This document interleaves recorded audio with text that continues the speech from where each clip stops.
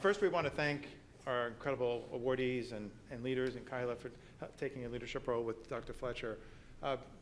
My colleagues and I just literally want to thank everybody from coming. Please come on up, guys. Please stay. SARC was founded 20 years ago, as was noted by several speakers, and a lot of folks in the room have led to that creation. Some people inside the room, some not.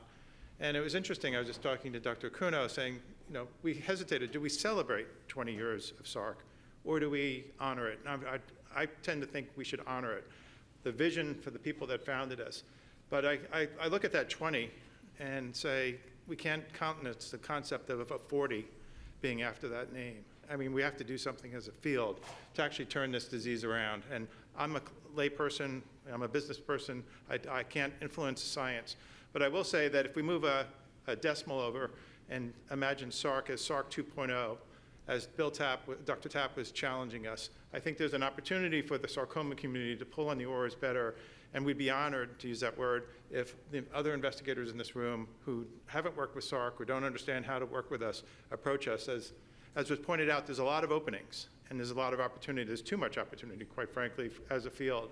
And so I just want to throw that gauntlet down to all of us. Please approach SARC if there's anything else you want to do with us and have any ideas, any sort of breaking down the boundaries.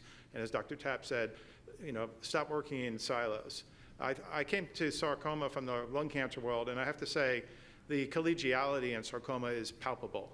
And yet the lack of progress, and I'm a lay person, so don't shoot me, is also palpable. I think we need, as a field, to do something better, and the old definition of insanity. We have to do something different. So please challenge us, hold our feet accountable, SARC accountable, and work with us as a team.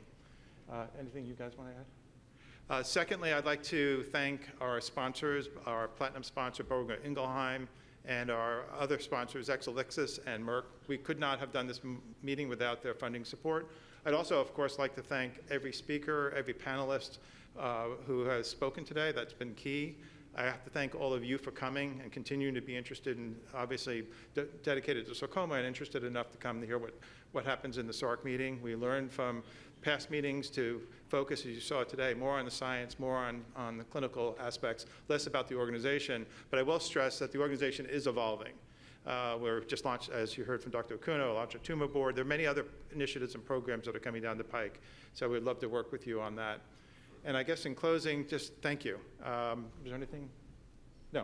Thank you all for coming, and have a wonderful ASCO. And again, remind tomorrow morning at 10 a.m. in the Patient Advocate Lounge. If anybody wants to sit down and casually talk about SARC, I'll be there, and along with several other people.